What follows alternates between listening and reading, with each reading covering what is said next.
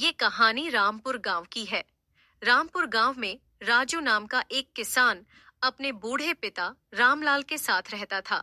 संपत्ति के नाम पर उनके पास एक झोपड़ी, दो बैल, एक बकरी, 5 बीघा जमीन थे, जिस पर राजू बड़ी ही मेहनत से खेती किया करता था। राजू, जल्दी चलो, तुम्हारे खेत में आग लग गई है। राम की ये बात सुनकर राजू के पैरों तले जमीन खिसक जाती है। फिर वो जल्दी से अपने खेतों के तरफ भागता है। वह वहां का नजारा देखकर उसके होश उड़ जाते हैं। हे भगवान, ये क्या हो गया? मेरे खेत पूरे जल गए। 6 महीने की पूरी मेहनत बर्बाद हो गई। अरे अब मैं क्या करूंगा? मैंने कितनी मेहनत से गेहूं की खेती की थी और मेरी सारी फसल जल गई। अरे राजू, अपने आप को संभालो। अरे गर्मी ही इतनी है कि क्या कर सकते हैं। इस बार गर्मी के कारण कई कट्ठा में आग लग चुकी है। अरे भाई, क्या संभालूं? मैं अपना कर्ज वाले पैसा को कैसे चुकाऊंगा? उसे तो किसी भी हालत में अपना पैसा चाहिए। अरे राजू भाई, तुम्हारे ऊपर तो कोई कर्जा नहीं था, फिर तुम कौन से कर्जे की बात कर रहे हो? तुम्हें तो पता ही है, मेरे पिता की शुरू से ही तीर्थ यात्रा जाने की बहुत इच्छा थी। इसलिए मैंने इस साल उन्हें तीर्थ यात्रा भेज दिया था और गांव की जमींदार से कर्ज लिया था। सोचा था कि इस बार की फसल से जमींदार का कर्ज दे दूंगा, लेकिन सब बर्बाद हो गया। फिर ऐसे ही कुछ दिन बीत जाते हैं। फिर राजू के पिता बीमार हो जाते हैं। बेटा, अब मेरी तबीयत सही नहीं है और जब से अपनी फसल में आग लगी है, जब से तुम बहुत ही दुखी रहने लगे हो, मैं तुम्हें ऐसे दुखी नहीं देख सकता। पिताजी, क्या करूं? मेरे को कुछ समझ में नहीं आ रहा। 2 दिन बाद जमींदार को उसका पैसा लौटाना है और घर में एक पैसा भी नहीं है और आपकी भी तबीयत सही नहीं है। अरे बेटा, तुम दुखी मत हो। तुम अपनी बकरी को बेच दो, हम बिना दूध पिए ही रहनेंगे। तुम उसे बेच दो ताकि जमींदार का कर्जा लौटा पाओ और बचे हुए पैसों से मेरे लिए दवाई ले आना। हाँ पिताजी, अब मेरे पास इसके सिवा और कोई चारा नहीं है। ऐसा कहकर राजू अपनी बकरी को लेकर उसको बेचने के लिए निकल जाता है। लेकिन राजू से उसके बकरी गांव में कोई नहीं खरीदता। तो वो गांव की बाहर वाली सड़क पर अपनी बकरी को लेकर खड़ा हो जाता। तभी थोड़ा देर में वहां 2 आदमी आ जाते हैं। अरे भाई, क्या तुम अपनी बकरी को बेच रहे हो? जी हाँ, मैं अपनी बकरी को बेचना चाहता हूँ। लेकिन आप कौन हैं? क्या आप मेरी बकरी को खरीदना चाहते हैं? हम दोनों कसाई हैं और हम भी बकरी और बकरी की खरीदारी कर रहे हैं। तो तुम बताओ, तुम अपनी बकरी की क्या कीमत लोगे? हम दोनों कसाई हैं और हम भी बकरी और बकरी की खरीदारी कर रहे हैं। तो तुम बताओ, तुम अपनी बकरी की क्या कीमत लोगे? राजू को जैसे ही पता चला कि ये दोनों कसाई हैं, तो वो डर गया। वहां से जाते हुए दूसरी व्यक्ति से पूछा, सुनिए मालिक, आपको बकरी खरीदनी है क्या? राजू की बात सुनकर व्यक्ति रुक गया। अरे भाई, मैं तुम्हारी बकरी खरीद लूंगा। तुम अपना दाम बताओ, कहाँ से लाए हो? तुम बकरी को क्या नाम है तुम्हारा और क्या तुम्हारी बकरी दूध देती है? जी हुजूर, मेरा नाम राजू है और मैं इसी गांव में रहता हूँ और मेरी बकरी एक समय में 2 किलो दूध देती है और मेरी बकरी इतनी सीधी है कि बच्चा भी इसका दूध निकाल लेता है। अच्छा, तो तुम अपनी बकरी को क्या दाम मांगते हो? जी हुजूर, मुझे अपनी बकरी के 500 रुपए चाहिए। लेकिन मैं तुम्हारी बकरी के तुम्हें केवल 300 रुपए ही दे सकता हूँ। इसी तरह कुछ देर तक दोनों तरफ से मोल भाव होता रहा। राजू को पैसों की बहुत गरज थी। हुजूर, आप मुझे मेरी बकरी के 350 रुपए दे देना। अरे भाई, मैं तुम्हारी बकरी के 400 रुपए दे दूंगा। अरे मैं तुम्हारी बकरी के 450 रुपए दे दूंगा। नहीं भाई, मुझे माफ करना, मुझे तुम्हें अपनी बकरी नहीं बेचनी। अरे भाई देख लो, ये आदमी तो तुम्हें केवल 350 रुपए ही दे रहा है और मैं तुम्हें 450 रुपए दे रहा हूँ। नहीं नहीं भाई, मुझे तुम्हें अपनी बकरी नहीं बेचनी। अरे भाई, मेरी ये बात समझ में नहीं आई। वो दोनों तुम्हें मुझसे ज्यादा पैसे दे रहे थे, फिर भी तुमने उन्हें अपनी बकरी क्यों नहीं दी? जी हुजूर साहब, मैं बड़ी ही मुश्किल में हूँ, इसलिए अपनी बकरी को बेचने निकला हूँ। इस बकरी को मैंने अपने हाथों से पाल पोस कर बड़ा किया है, तो मैं भला इस बकरी को कसाई के हाथ में कैसे दे सकता हूँ? आप इस बकरी को जितना ज्यादा हरा चारा खिलाओगे, ये उतना ही ज्यादा दूध देगी और इसका दूध गाय के दूध से भी ज्यादा मीठा है। लेकिन हुजूर, आप कौन हैं? मैंने आपको यहाँ कभी नहीं देखा। वो व्यक्ति राजू की बात सुनकर उसकी तरफ देखा और अपनी मन ही मन सोचने लगा कि गरीब लोग वाले बहुत ही भले होते हैं। इस व्यक्ति को अपनी बकरी से कितना लगाव है, वरना यहाँ तो बड़े बड़े लोग भी अपनी बकरी को कसाई के हाथ में दे देते हैं। पर 1 रुपए का घाटा भी नहीं उठाना चाहते। और एक यह है जो मुझे 150 रुपए का घाटा उठाकर भी अपनी बकरी बेच रहा है। क्या सोच रहे हो? अरे नहीं नहीं, कुछ नहीं। मैं पास के गांव रामनगर में रहता हूँ। मेरा नाम श्यामलाल है और मैं एक व्यापारी हूँ और मैं गरीब लोगों को ब्याज पर पैसे देने का काम करता हूँ। लेकिन हुजूर, पैसों की जरूरत तो अमीर लोगों को भी होती है। क्या आप उन्हें ब्याज पर पैसे नहीं देते? अमीर लोगों को रुपए देने से अच्छा तो रुपयों का दान कर दिया जाए, क्योंकि उनके पास रुपए लेते समय तो बहुत संपत्ति होती है, लेकिन रुपए हाथ में आते ही सारी संपत्ति गायब हो जाती है और उनके ऊपर कानूनी कार्रवाई करने का भी कोई खास असर नहीं होता, जबकि गरीब आदमी सारा रुपया समय से लौटाते हैं। चलो, अब तू अपनी बकरी को मेरे घर तक छोड़ाओ, ताकि तुम्हें मेरे घर का भी पता चल जाए और कभी तुम्हें अपनी बकरी की याद आए तो तुम उससे मिलने वहां आ सको। फिर वो दोनों आगे की ओर बढ़ जाते हैं। थोड़ी देर चलने के बाद वो दोनों रामनगर पहुंच जाते हैं। फिर श्यामलाल सेठ ने राजू को पैसे दिए तो राजू ने फिर से अपनी बकरी को प्यार भरी आंखों से देखा और बोला, हुजूर, आपसे एक प्रार्थना है। आप अपने चरवाहे को डांट दीजिएगा कि इसे मारे पीटे नहीं। यह सब बोलकर राजू वहां से चला गया और अपने गांव पहुंचकर उसने जमींदार को उसके सारे पैसे लौटा दिए, लेकिन अपने पिता की दवाएं के लिए उसके पास 1 रुपया भी नहीं बचा। फिर ऐसे ही कई दिन बीत गए। बेटा, मेरे लिए किसी तरह दवाई ले आओ, क्योंकि मैं तुम्हें इस दुनिया में अकेले छोड़कर नहीं जाना चाहता। लेकिन राजू के पास 1 रुपया भी न था और वो भी अपने पिता को खोना नहीं चाहता था। तो वो मन में सोचने लगा, क्यों ना मैं किसी से उधार ले लूं। कुछ इस बार पैसे दे दूंगा, कुछ अगले साल चुका दूंगा, लेकिन उधार किसे लूं? क्योंकि पिताजी को शवस्त करने के लिए कम से कम 300 रुपए तो चाहिए ही चाहिए, तब भी काम चलेगा। और मैं किसी अच्छे आदमी से जान पहचान भी तो नहीं है, और यहाँ के जो जमींदार है वो गरीब लोगों को अपने ब्याज में ही मार देते हैं। इससे अच्छा तो मैं सेठ श्यामलाल के पास ही चला जाता हूँ। इन सब से तो वही अच्छे हैं, और सुना है वह वादे पर पैसे लेते हैं लेकिन किसी तरह छोड़ते नहीं हैं, और लेकिन यहाँ के जमींदार की तरह गरीब लोगों को कर्ज में नहीं डुबाते, अपना इंसाफ रखते हैं। फिर ऐसे ही कुछ दिन और बीत गए और राजू सोच विचार में ही डूबा रहा। मुझे सेठ श्यामलाल के पास जाना चाहिए या नहीं? अगर मैं उन्हें वादे पर पैसे नहीं लौटा पाया तो मेरे घर बार खेत सब बिक जाएंगे। लेकिन राजू के पास इसके सिवा और कोई रास्ता नहीं था। तो वो सेठ श्यामलाल के पास गया और बोला, सेठ जी, हमें पैसा चाहिए। सेठ जी से पैसा लेकर राजू वहां से चला जाता है। वो दवाई लेकर अपने घर पहुंच जाता है। फिर ऐसे ही 1 साल बीत जाता है तो श्यामलाल सेठ ने एक आदमी को राजू के घर भेजकर उसको बुलवाता है। क्या अभी 1 साल नहीं बीता? लाओ, मेरे रुपए कहाँ हैं? मेरे पिताजी की तबीयत बहुत खराब चल रही है। मैं दिन रात उनकी सेवा में लगा रहता हूँ। जब तक वो जिंदा है, जब तक मैं उनकी सेवा कर लूं। पेट का धंधा तो जिंदगी भर लगा रहेगा और इस बार अच्छी फसल नहीं हुई। हुजूर, सारी फसल पानी बिना सूख गई।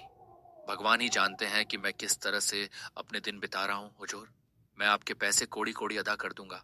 आप बस मुझे 6 महीने की मोहलत और दे दीजिए और पिताजी भी 6 महीने में स्वस्थ हो जाएंगे। लेकिन पर याद रखना, मेरा ब्याज बढ़ जाएगा। मैं तुमसे 300 रुपए के बदले 500 रुपए लूंगा। ठीक है हुजूर, जैसा आप चाहें। ऐसा कहकर राजू वापस अपनी घर आकर देखा तो पिता का अंतिम समय आ गया था। ठीक है बेटा, तुम अपना ध्यान रखना और कभी भी किसी परेशानी में घबराना मत, उसका डटकर सामना करना। इतना कहते ही उनकी मृत्यु हो गई। राजू अब तक गर्दन तक पानी में था, अब पानी सर पर आ गया। राजू ने इस वक्त पड़ोसियों से कुछ आधार लेकर अंतिम यात्रा का प्रबंध किया और अपने पिता का अंतिम संस्कार किया। लेकिन मृत आत्मा की शांति के लिए पूजा पाठ और बाकी की क्रियाक्रम करने थे। हरिद्वार, मृत्यु भोजन जैसे कई क्रियाक्रम करने थे। वैसे भी वो बहुत नेक दिल इंसान है। 500 रुपए उनके लिए कौन सी बड़ी बात है। राजू सीधा श्यामलाल के पास जाता है, लेकिन राजू की रास्ते में एक एक कदम बड़े ही मुश्किल से बढ़ता है। मैं किस मुंह से सेठ जी के पास जाऊं? अभी 2 दिन ही हुए हैं। 6 महीने में पिछले रुपए लौटाने का वादा करके आया हूँ, और अब जो 500 रुपये मांगूंगा तो वो क्या कहेंगे? और अगर मैं उनकी जगह होता तो मैं कभी ना देता। उन्हें मेरे ऊपर शक तो जरूर हो कि इस आदमी की नीयत ठीक नहीं है, और हो सकता है वो मुझे वहां से धक्के मारकर भगा दे, या फिर उन्होंने मुझे पूछ लिया कि तेरे पास कौन सी बड़ी जमीन जायदाद है जिस पर तू रुपए मांगता है, तो मैं उन्हें क्या जवाब दूंगा? ये सब सोच ही रहा था। तब तक सेठ श्यामलाल के घर पहुंच गया और राजू मायूस हो गया और कुछ ना बोल सका और अपने मन में सोचने लगा। राजू की शक्ल देखकर सेठ श्यामलाल को उस पर दया आ गई। राजू, तुम यहाँ किस काम से आए थे? में रामलाल और श्यामलाल नाम के 2 दोस्तों की है। रामलाल और श्यामलाल दोनों ही बचपन के पक्के दोस्त थे। समय के साथ साथ अब दोनों बड़े हो चुके थे और दोनों की शादी हो चुकी थी। लखन की पत्नी का नाम राधा है और उनकी एक प्यारी सी बेटी है। रामलाल की पत्नी राधा बहुत समझदार और सहनशीलता है। श्यामलाल की पत्नी का नाम प्रिया है। उनको 2 प्यारे से बच्चे हैं। रामलाल और श्यामलाल दोनों ही बड़े व्यापारियों के दुकानों पर मजदूरी करते थे और मजदूरी से जो पैसे आते वो दोनों अपनी अपनी पत्नियों को दे देते थे। लेकिन कुछ समय से रामलाल के पास कोई काम नहीं था, जिससे उनके घर में बहुत परेशानी हो रही थी। आखिर ऐसे कब तक चलेगा? हमें खर्चा चलाने के लिए पैसे की जरूरत है मेरे पास। माँ के दिए जो कंगन थे उसे गिरवी रखकर इस हफ्ते का राशन जैसे तैसे लेकर आई हूँ। अब ऐसा और नहीं चलेगा। तुम कब से घर पर बैठे हो, कोई काम क्यों नहीं ढूंढते? मैं कोशिश तो कर रहा हूँ, लेकिन अभी कुछ काम मिल नहीं रहा। तुम जानती हो कि बाहर कितनी मुश्किल है। मैं समझती हूँ, लेकिन तुम और भी कोशिश कर सकते हो। हमारे बच्चों की पढ़ाई और घर का खर्च सब कैसे चलेगा? श्यामलाल को देखो, वो भी तो रोज काम पर जाता है, और तुम्हें देखो, रोज यूं ही खाली हाथ लौटाते हो। तुम जाकर श्यामलाल से ही बात करके देखो, क्या पता वही तुम्हें कहीं काम दिलवा दे। तुम ठीक कहती हो। मुझे एक बार श्यामलाल से इस बारे में बात करके देखना चाहिए। तुम फिक्र मत करो, मैं सब ठीक कर दूंगा। तुम बस मुझे कुछ समय दो। अगली सुबह रामलाल श्यामलाल के घर जाता है।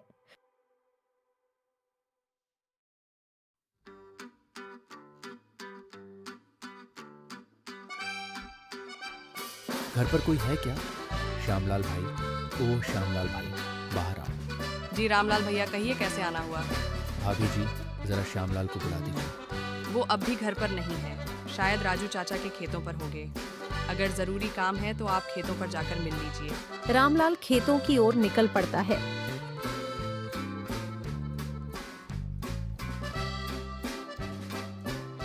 श्यामलाल, क्या तुम्हारे यहाँ काम करने की कोई जगह है? मुझे भी कोई नौकरी मिल जाए तो अच्छा रहेगा। देख रामलाल, मुझे तो इस बारे में ज्यादा पता नहीं, लेकिन अगर तुम चाहो तो मेरे साथ सेठ जी के पास चल सकते हो। हम उनसे बात कर सकते हैं। अगर कोई काम होगा तो तुम्हें जरूर रखेंगे। हाँ ठीक है, कल सुबह जल्दी मिलते हैं। अगले दिन सुबह रामलाल, आ गए तुम। चलो चलते हैं सेठ जी के पास। हाँ श्यामलाल भाई, मैं तैयार हूँ। बाजार चलते हैं और वहीं उनसे बात करेंगे। दोनों दोस्त काम की तलाश में जंगल के रास्ते निकल पड़ते हैं। रास्ता काफी लंबा था। उन्हें चलते चलते काफी समय बीत गया था। तभी अचानक आसमान में जोरदार बादल गर्जने की आवाज सुनाई पड़ती है और देखते ही देखते जोरदार बारिश शुरू हो जाती है। जोरदार बारिश होने की वजह से रामलाल और श्यामलाल दोनों वहीं एक पेड़ के पास रुक जाते हैं। भाई श्यामलाल, बारिश तो बहुत ज्यादा बढ़ गई है। अगर इतनी ज्यादा बारिश में आगे बढ़ेंगे तो हम बीमार पड़ जाएंगे। हमें अभी कुछ देर यहीं रुकना होगा। तभी रामलाल की नजर एक झोपड़ी पर जाती है और वह श्यामलाल को इशारे करते हुए कहता है, श्यामलाल भाई, वहाँ देखो, वहाँ एक कुटिया है। चलो वहाँ किसी से मदद मांगते हैं। क्या पता वह थोड़ी देर अपनी कुटिया में हमें रुकने दे, जब तक कि यह बारिश नहीं थम जाती। दोनों दोस्त उस कुटिया के पास पहुँचते हैं। कोई है क्या?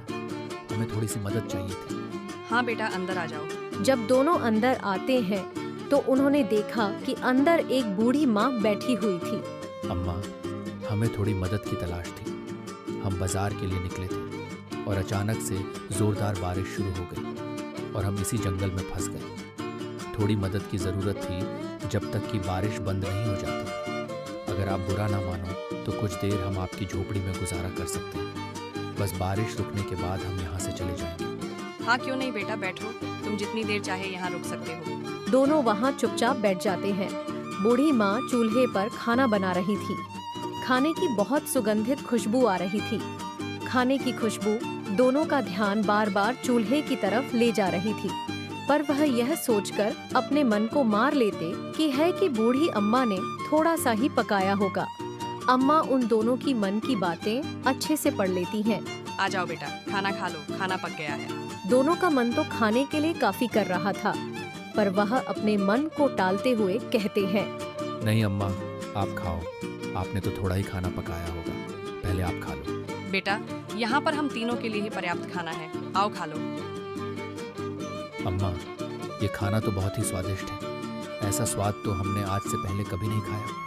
अम्मा, आप यहाँ इतने घने जंगल में अकेले रहती हैं, आपका क्या कोई परिवार नहीं है? बेटा, मेरा भी एक जमाने में भरा फूला परिवार था। हम एक छोटे से गांव में रहते थे। एक दिन अचानक से उस गांव में भयंकर तूफान के साथ बाढ़ आया और मेरे पति, बेटे, बहू, पोते सबको बहा ले गया। बस मैं ही बच गई और अब मैं इस जंगल में रहती हूँ। मेरा अपना कोई नहीं है। अम्मा, आप इतने घने जंगल में अकेले कैसे रहती हैं? अम्मा, आपको डर नहीं लगता? बेटा, डर किस चीज का? बस शुरू में थोड़ा सा अकेलापन सा लगता था, मगर अब इन सब की मुझे आदत सी हो गई है। अम्मा, अगर आप बुरा ना मानो तो आप हमारे घर चलकर रह सकते हो। मेरे घर में मेरी पत्नी और मेरे बच्चे हैं। मेरी माँ बहुत जल्दी मुझे छोड़कर चली गई। अगर आप हमारे साथ चलोगी तो मुझे बहुत खुशी होगी। आपको यहाँ इस घने जंगल में रहने की कोई जरूरत नहीं। अम्मा, आप मेरे साथ चलो। अम्मा रामलाल की तरफ देखती है। नहीं बेटा, अब मैं यहीं खुश हूँ।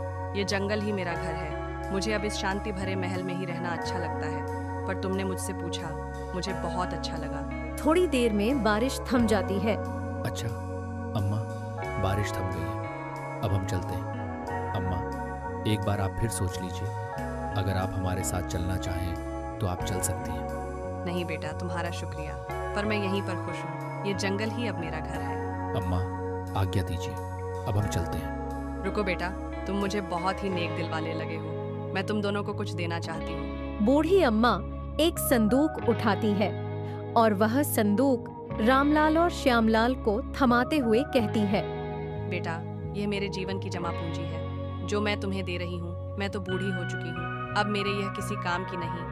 तुम दोनों इसे रख सकते हो और इसमें जो भी है उसे तुम आपस में आधा आधा बांट लेना। अम्मा, इसमें क्या है? तुम ही खोल कर देख लो, इसमें क्या है। जब वह संदूक को खोलते हैं तो उसमें बहुत सारे सोने के सिक्के होते हैं, जिसको देखकर वह दोनों की आंखें खुली की खुली रह जाती है। इतने सारे सोने के सिक्के। तुम काफी गरीब और असहाय प्रतीत हो रहे हो, इसलिए मैंने तुम्हें यह देने का निर्णय लिया है। अब तुम दोनों इसे रख सकते हो। इस पर तुम दोनों का बराबर का हक है। दोनों बूढ़ी अम्मा को धन्यवाद कहकर वहाँ से अपने गांव के लिए रवाना हो जाते हैं। आज वह दोनों बहुत खुश थे। उनके हाथ एक सोने की खदान जो लग गई थी। दोनों अपने अलग अलग सपने सजा रहे थे। इन पैसों से मैं सबसे पहले अपना एक छोटा सा कारोबार खोलूंगा और हाँ, अपना एक सुंदर सा घर भी बनाऊंगा। इसमें एक सुंदर सा शीशा भी लगाऊंगा। मेरी पत्नी को शीशा देखना बहुत पसंद है ना, और अपनी बिटिया के लिए एक सुंदर सा बैग लाऊंगा। वो काफी दिन से मुझसे बस्ते की मांग कर रही थी और उसका एक अच्छे स्कूल में दाखिला करवाऊंगा। इतने सारे सोने के सिक्के, इससे तो मेरी किस्मत ही बदल जाएगी। मैं तो गांव का सबसे अमीर आदमी बन जाऊंगा। सबसे पहले मैं अपने लिए सुंदर सा घर बनवाऊंगा और उसमें नौकर चाकर होंगे जो मेरे आगे पीछे घूमेंगे। इतने सारे सोने के सिक्के से तो मैं आराम से पूरी जिंदगी बैठकर खा सकता हूँ। मुझे तो कोई काम करने की जरूरत भी नहीं होगी। श्यामलाल यह सब सोच ही रहा था, तभी रामलाल बीच में बोल पड़ता है, श्यामलाल भाई, घर पहुंचते ही हम इन सिक्कों को आधा आधा बांट लेंगे। रामलाल के मुंह से सिक्कों को आधा आधा बांटने का ख्याल सुनकर श्यामलाल को बिल्कुल अच्छा नहीं लगा और वो मन ही मन सोचता है, सिक्कों को आधा आधा बांटना मतलब मेरे सपने भी आधे आधे बांटना। भला इन सिक्कों को मैं इस रामलाल के साथ क्यों बांटूं? मुझे ये सारे के सारे सोने के सिक्के चाहिए। मैं इन सिक्कों को भला बराबर क्यों बांटूं? मुझे तो पूरे के पूरे सिक्के चाहिए। पर मैं ऐसा क्या करूं जो ये सिक्के केवल मुझे मिले। ये रामलाल तो घर पहुंचते ही आधे सिक्के ले ही लेगा। मुझे कुछ ना कुछ तो सोचना ही होगा। दोनों अपनी अपनी सोच में आगे बढ़ जा रहे थे। चलते चलते वह एक खाई के रास्ते से गुजर रहे थे। खाई को देखकर श्यामलाल को एक ख्याल आता है और वह बिना कुछ सोचे रामलाल को उस खाई में धक्का दे देता है। रामलाल जैसे ही खाई में गिरता है, वह श्यामलाल को आवाज लगाता है, श्यामलाल भाई मुझे बचाओ, मैं इस खाई में गिर गया हूँ। मुझे बचाओ श्यामलाल भाई, मुझे बचाओ। रामलाल भाई, तुम इस खाई में गिरे नहीं हो, बल्कि मैंने तुम्हें धक्का दिया है ताकि यह सोने के सिक्के मुझे तुम्हारे साथ बांटना ना पड़े।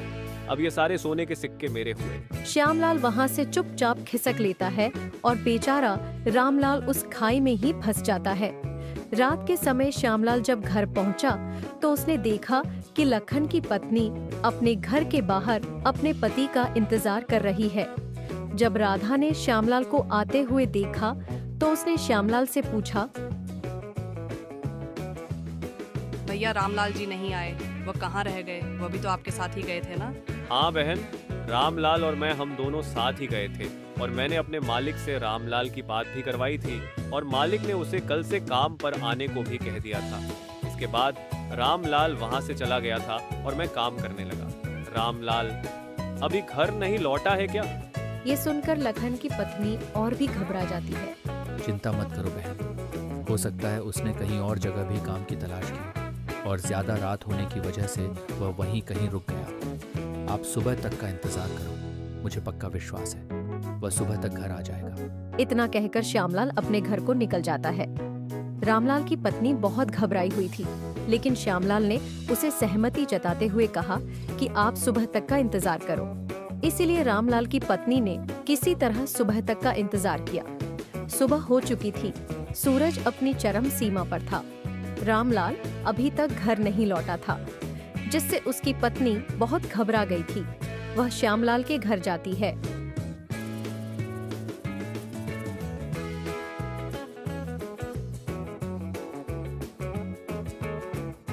भैया रामलाल जी अभी तक घर नहीं आए हैं। मुझे समझ नहीं आ रहा है वे कहाँ गए। वो ठीक तो होंगे ना? मेरा दिल बहुत घबरा रहा है। श्यामलाल परेशान होने का दिखावा करता है और कहता है, आप चिंता मत करो राधा बहन, मैं अभी जाकर रामलाल का पता लगाता हूँ और अपने साथ लेकर आता हूँ। रामलाल तो अब शायद कभी नहीं आएगा राधा बहन। अब आपको पूरी जिंदगी ऐसे ही काटनी पड़ेगी। थोड़ी देर यहीं रुकता हूँ, बाद में जाकर कह दूंगा कि मैंने रामलाल को बहुत ढूंढा लेकिन रामलाल कहीं नहीं मिला। और उसके बाद मैं उन सोने को सिक्कों को बेचकर बहुत सारे पैसे कमाऊंगा और गांव का सबसे अमीर आदमी बन जाऊंगा। अभी तक तो ये बात मैंने अपनी पत्नी को भी नहीं बताई है। सबसे पहले उसे भी ये बात बतानी होगी, वह भी बहुत खुश हो जाएगी। कल रात तो मैं चुपचाप दबे पांव कमरे में जाकर उन सोने के सिक्कों को छुपा दिया था, लेकिन कहीं अगर मेरी पत्नी की उन सोने के सिक्कों पर नजर पड़ गई तो वह पूरे गांव में शोर मचा देगी। मुझे घर के लिए निकलना चाहिए, बहुत देर हो गई है। श्यामलाल वहाँ थोड़ी देर आराम करता है और आराम करने के 4-5 घंटे बाद वह फिर अपने घर के लिए निकल पड़ता है।